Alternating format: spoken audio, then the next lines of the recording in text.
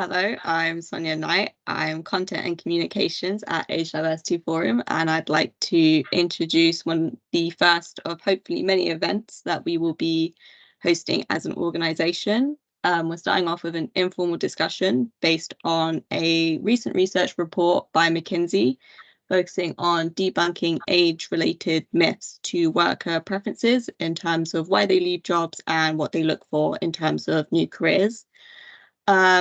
Today I'm joined with our CEO, Steve Anderson, and also Tony Williams, a member of our non-executive board. I don't know if you two want to introduce yourselves a little bit further. Thank you, Sonya. Yeah, I'm Steve Anderson, as you say, Chief Executive of the Age Diversity Forum. And this is first of a series of events to really start to get the important messages out of why a consideration for inclusion through the age lens is so important for all organisations, going beyond the moral compass of being the right thing to do, but actually it's business imperative. So it's really important and we take it as our responsibility to ensure that we're presenting the right messages and information. So hopefully today you will all learn from this conversation. Thank you. And yes, I'm Tony Williams. As Sonya just said, I'm a non-exec director on the Age Diversity Board. And as Steve says, there's a lot of different thinking and perhaps biases out there around the age agenda. And as Sonya just said, the piece that McKinsey's done is somewhat interesting, and it will be good for a discussion around some of the perspectives they have. So hopefully we can bring some light to that with our conversation, and perhaps challenge one or two things. Yep. So just before we begin, there will probably be a link to the article because there are graphs within it, which we'll be referencing, taking some of the key data points within it just to sort of expand on it. So the first one is based on why different generations tend to leave their careers. Now, in terms of my own sort of understanding and everything and things I've heard about myths, I typically have heard that usually older generations tend to care maybe more about compensation and finances, whilst younger generations tend to focus more in terms of career development. Obviously, they're a lot younger. They obviously want to develop themselves into better workers for further on in their career. So sort of the main reasons why younger people tend to leave is they don't have those advancement opportunities, which this data did represent. Gen X, older millennials tend to also care about compensation. Does tend to make sense because obviously older generations are more likely to have things such as bills, housing and everything. What I thought personally was quite interesting was the fact that within this data, younger baby boomers stated that the career development and advancement potential was something that lack of it was a reason they left. I think we as a forum have mentioned that typically maybe older generations are more loyal to businesses because they maybe don't look for that as much. I think personally, I consider that a bit of a stereotype myself. You're sort of at the end of your career maybe, and you're not really looking for a way to sort of advance it because, maybe you're considering retirement in the next few years and you're not at the same sort of life stage as a younger person. I don't know if you want to debunk that one. I'll certainly add some perspective to it. I think there is an element of truth in some people will be what's the word, sitting in the waiting room, as we used to say, and waiting to finish, as it were. But I think the world is changing and has changed a lot. And certainly one of the frustrations that I had, and I know plenty of my colleagues had towards the end of my sort of corporate career, was that we felt we'd been placed in the waiting room rather than whether we'd actually had the conversation as to whether we'd like to be in the waiting room. And I know that for a number of us, we, and still do, felt that we still had an awful lot to give and actually wanted to continue our career development. Okay, we might have wanted to move into a slightly different area or done something slightly different, but we certainly didn't feel that we were past our best, as it were. Our sell-by date had not yet arrived, if that's one way of putting it. And I think that's becoming more and more. And I've got colleagues who finished and actually basically have gone back to work, and in other organisations where they've been very welcome, and have actually gone back onto new career paths, and will have another stage to their career. Fantastic. So I think we've got to be very careful about, I guess, putting everybody in the same box. And part of it for me is the conversation you have with your employer about, I guess the word is appetite, really. What is it that you'd like to do? Do you still have the energy? And perhaps one thing to share on this, which I quite like, and I shared it recently, is the physiological side of this, is that as we put on a few more years, the way our brains work changes. And there's a lovely book called Thinking Fast and Thinking Slow by Daniel Kahneman. And there are things that, as we put on more mileage, as it were, our brains are actually better at certain things than they were when we had less mileage on the clock. And it's not to do with experience and knowledge, it's just to do with the way our brains work. And if you think of us as each individual as an asset, as a resource, how best you use that resource? Well, think about the way those more mature workers can actually bring things to the workplace because they think differently. And I don't think we recognise that at the moment. I think that what you just talked about there, Tony, is an added bonus almost to what organisations could achieve by giving equal opportunities. I'm sort of going to go back to basics a little more, I think, in terms of addressing what Sonya was describing in terms of the common attributes, if you like, across generational groups and their motivations of taking certain decisions. I think a lot of it boils down to an organisation not investing in its workforce appropriately, because of stereotyping and myths that are out there. And again, sort of bringing it back to the McKinsey piece that sort of prompted us to have this discussion today. Debunking myths, debunking wrong perceptions of people and people from different generational groups. It's something as an organisation we do on a daily basis, because unfortunately those stereotypes, thought processes are out there, and I think like most, if not all, isms are perpetuated by stereotypes. So we have to debunk them, we have to challenge them in order that we can encourage organisations in terms of the workplace to really change their attitude, their behaviours towards people, towards maybe certain groups of people, and what we're saying, different generational groups, to ensure not just that those individuals and groups are sort of happy in the workplace, but actually they're benefiting the performance of the organisation as well. So the research that McKinsey, the data that McKinsey are presenting, I think is actually pretty important, and in terms of demonstrating the sort of equilibrium, if you like, of responses from different generations to the same question.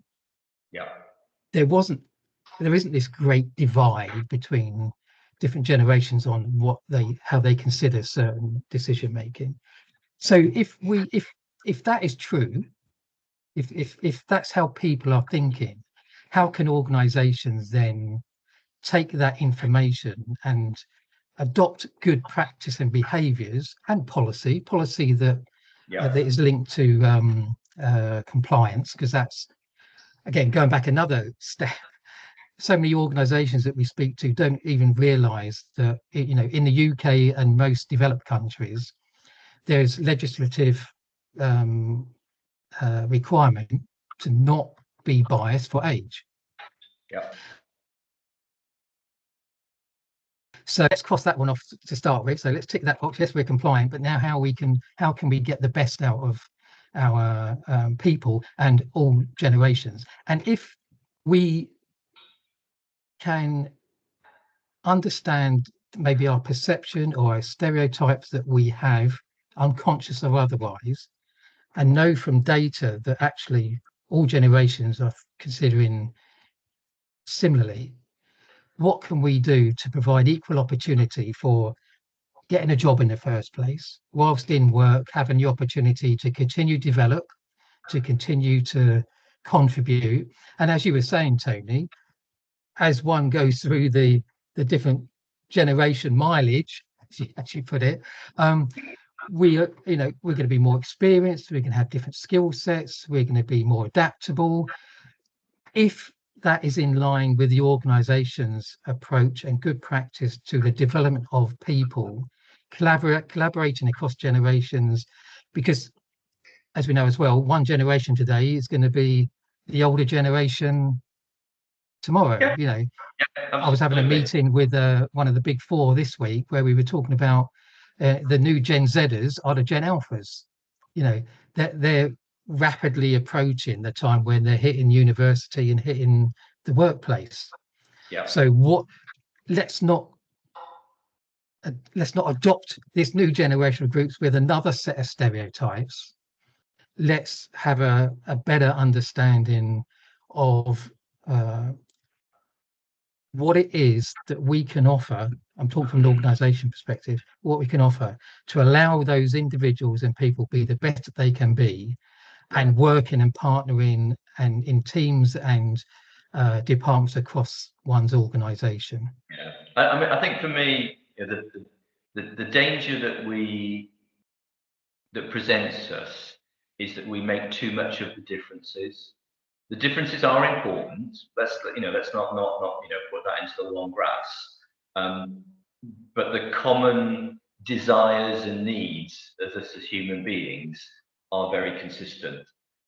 And I think organizations sometimes get, I suppose, diverted a little bit into the differences, and we've got to keep those core things there in terms of looking after and caring about and developing human beings, and not maybe get too dragged into the different agendas. Because I guess for me, a lot of and it is valuable, but a lot of stuff around the generation analysis has really been driven by how do you market to these groups? What is it that they buy? What is it that they're interested in? And it's almost been subsumed into almost like a HR agenda. And I think we've got to be very careful not to mix those two things up.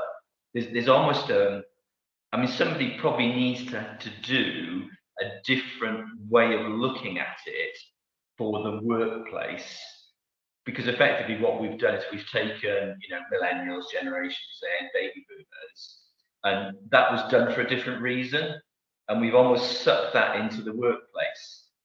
Maybe it needs a different perspective, a different framework. And Stephen, you and I have talked about this, and I think it was from the 100-Year Working Life book, which was think about stage, not age. Yeah. I think maybe thinking more about where people are, what stage they are, and that isn't directly related to their age, would help the HR policy world think differently. I think grabbing onto the Generation Z, baby boomers thing, maybe it's been a little bit too easy. I think labeling, and I know this is something that Sonya has looked at, and in some depth in research that the Age Diversity Forum has been doing, in terms of just by having labels of different generational groups, from baby boomers to Gen Zs, Gen Zs, then does it create division almost immediately? And so you'll begin to separate individuals in that way. And I think this is I'm diverting a little bit, as I tend to do, but in terms of how the age agenda can help be more inclusive, have a more inclusive conversation and a more inclusive workforce, is certainly some of the large organizations, when they have a consideration for diversity and inclusion, quite quite often they'll have an internal employee group that's dedicated to a particular protected characteristic, so whether that's for gender or disability or ethnicity. Unfortunately, what we tend to find is generally not one there for age, although I know, Tony, you have some background in terms of being a previous chair of a generational group in a large corporate organization. But if we can leverage and sort of squeeze age into the conversation of all of those employee resource groups, because age is unique in being the only protected characteristic that transcends, that crosses all others. So everyone's of an age, and come back to what you were just saying, Tony, about you know, the stage, not age. Whatever stage you're at, it can be used to consolidate thinking across other groups that might otherwise feel marginalized from a different perspective. So the age agenda can add value to organizations and the people within those organizations in terms of being wholly inclusive. And being wholly inclusive is a term we sort of throw around, but because there might be people in the organization that don't align themselves with one of those employee resource groups or one of those protected characteristics, but again, through the age lens, it absolutely brings them in to the conversation.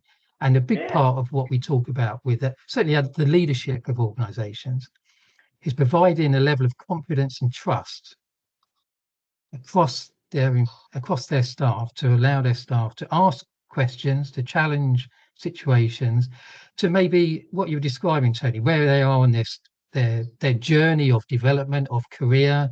They still want to offer more. They still have a lot to offer more. If there's some joined up thinking with that personal and professional development side of the training and of an organization with their individuals, then everyone's going to benefit from that, surely. No, I agree. And I mean, maybe this is a little bit of a cliche, but I think there's an element of truth in it. And that is, and going back to what Sonya was saying about the McKinsey research as to why people leave organizations. And I think, I've certainly been there. I know lots of other people have. Very often you leave because of your direct manager, not because of the organization. And it's because you're not having those quality conversations with the direct manager and getting level support to work on whatever it is that's appropriate for you and appropriate for the organization. And if that conversation is difficult, or it's a shut door, or it's blind, you'll go. You'll go and find somewhere else.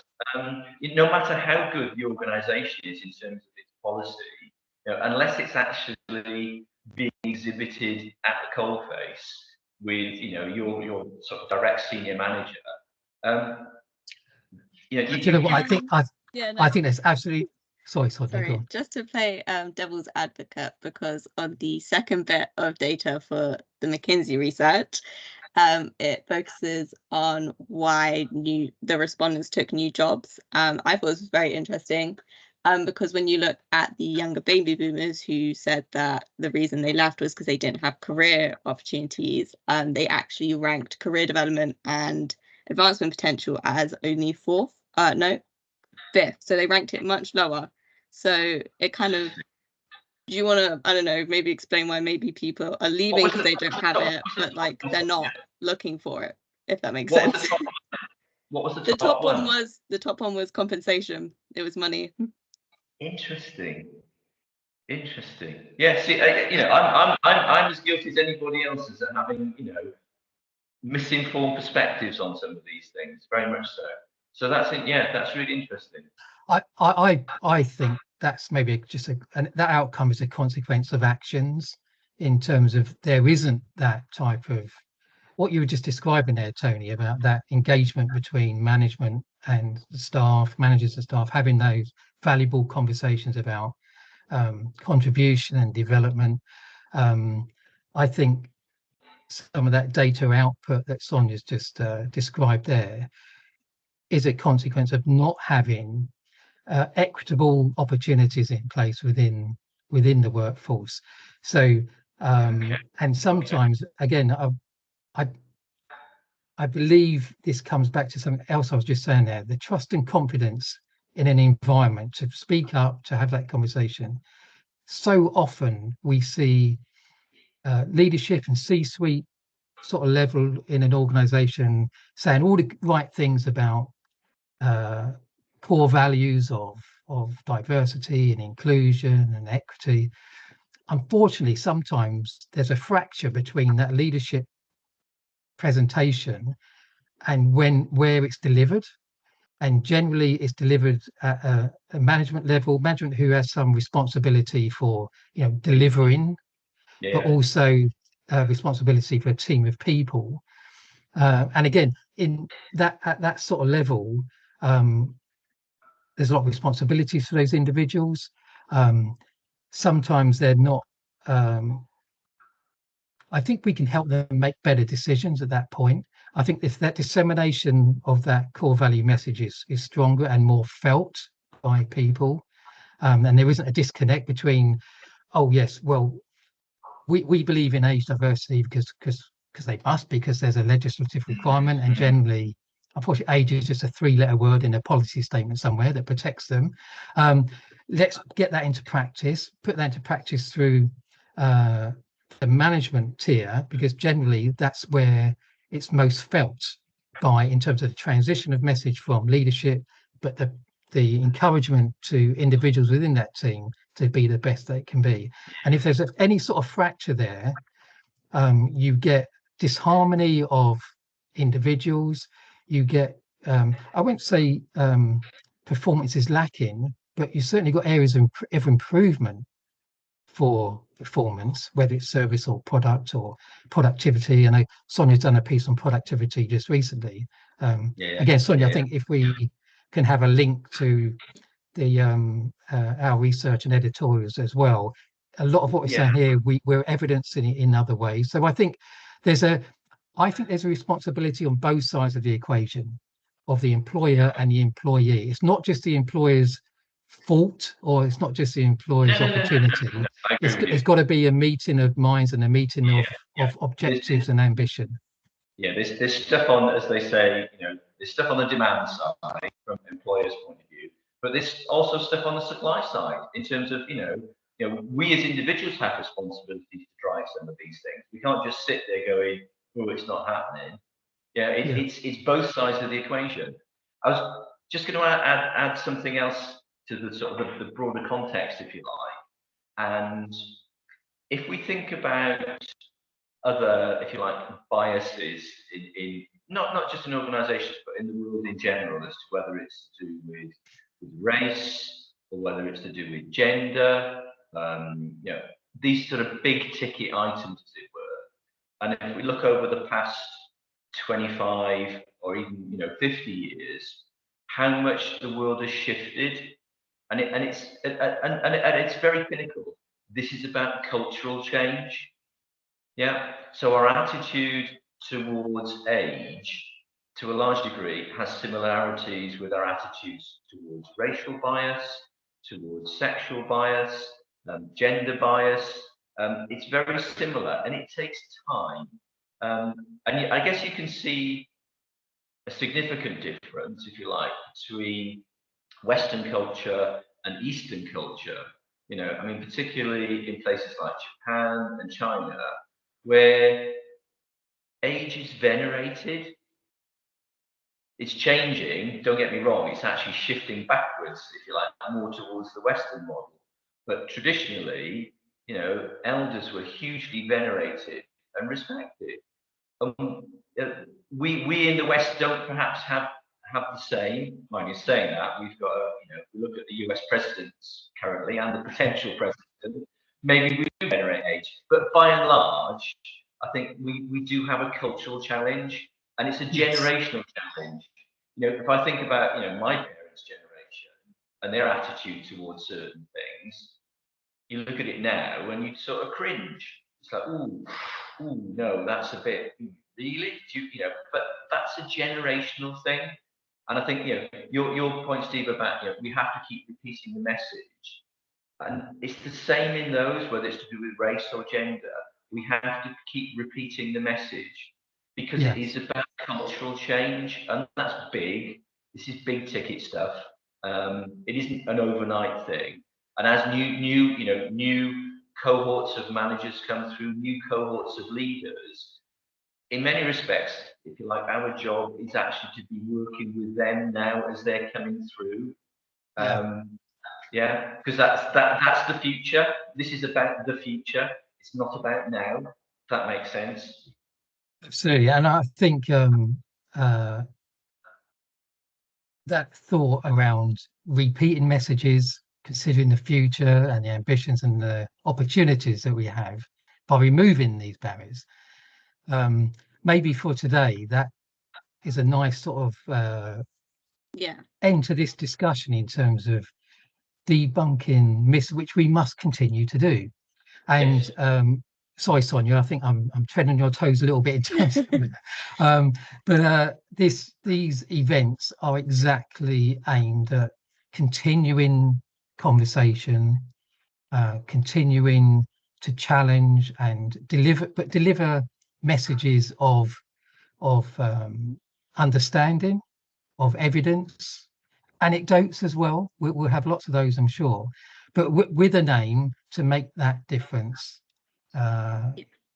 for all organisations, for all individuals within those organisations, for inclusion through the age lens. And I just wanted to give something Sonia's picked up on in a previous bit of research as well, Sonya, in terms of, what's one thing that an organisation or people can do. Is I think it's some quite fundamental things. I think one thing is to have that. Had any like advice on like how to sort of start the discussion? Is to have that chat. Have a chat over a coffee, a fireside chat sort of thing. A conversation just like this with one of your colleagues. All the better if it's between different generational groups. That doesn't take the place of maybe more formal sort of mentoring and reverse mentoring, which are all other vehicles that we can support organisations with through our partner program. But just begin a conversation, start talking about the values and benefits that we can all bring. So Sonya, I apologise, I was it's all right. I was just going to ask Tony, you mentioned about feeling like you were placed in the waiting room, just sort of as like a summary. Steve, I was going to sort of ask, like, do you have any advice for like employers or employees? I feel like Steve's covered sort of employers and starting the conversation. I was wondering, as someone who has felt like you were placed in the waiting room, do you have like a little bit of advice for anyone who also feels like they're in the waiting room, and sort of how to get themselves out and get themselves back into the workplace if that's what they want to do? Yeah, I'm always very tentative about giving advice, but yeah, I've certainly got some thoughts. One of them is, I think you have to shout. There's a lot of noise in organisations, and rightfully so, because they're busy places. So I think you do have to shout in a nice way, and I think it does have to be constructive conversations. And it might not actually be with your direct boss, it could actually be with HR, to be honest, more broadly around other opportunities. The other thing I'd say is get involved. As Steve said, my last big corporate job, I started something called the Midlife Forum. And it was really to create I suppose, a critical mass of people at a particular stage in their careers. Yeah. So we could actually you can make a bigger noise when there's more of you. And there was over 1,000 of us who were actually in that group, out of about 80,000 across the enterprise. And yeah, we made some really good progress on people going, oh, we'd not thought about that. Oh, that's interesting. Yeah, and it started to get some traction and some awareness. So yeah, so there's stuff you can do, I think, on an individual conversational level. But if there's a group like that, join it. If there isn't a group like that, start it, make it happen. Find some other people. Find like-minded people. You'd be surprised who's out there who's feeling the same and are frustrated and want to do something. And once you get them together, you'd be surprised how much energy and passion starts to come out, because they feel that they're actually able to tackle the challenge, as it were, and maybe open up some opportunities. Yeah. Great. Thank you. So sort of conclude everything that we've referenced. So any editorials we've mentioned, the actual McKinsey report itself, they'll be all linked up to this post as well.